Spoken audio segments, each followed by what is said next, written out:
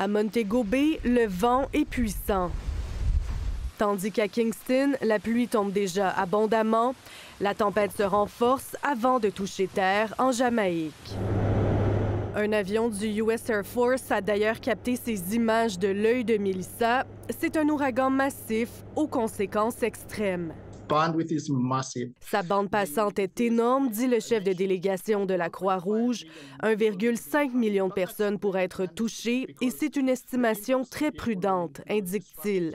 Ne nous faisons pas d'illusions. Il va y avoir des vents de 280 km/h et de 75 à 100 cm de précipitations. Le risque d'inondation est extrême, dit le ministre des Changements climatiques de la Jamaïque.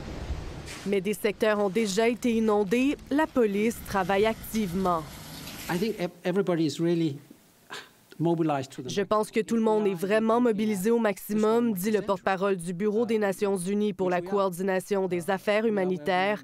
Si jamais nous devions être confrontés à la tempête du siècle, ce qui est effectivement le cas. C'est effrayant comme situation. On n'a jamais vécu un ouragan. On n'a jamais vécu un ouragan de type 5 qui passe vraiment sur l'île.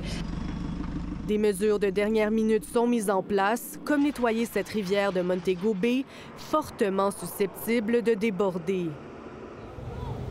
Haïti a été la première à subir les violentes conséquences de Melissa. Nous n'avons rien à manger. À l'ouragan s'ajoutent tous les autres problèmes. La seule issue est la mort, dit cet Haïtien qui habite dans un camp de fortune. Après la Jamaïque, c'est vers Cuba que l'ouragan Melissa se dirige, où l'armée s'active. Ici Aimée Lemieux, Radio-Canada, Montréal.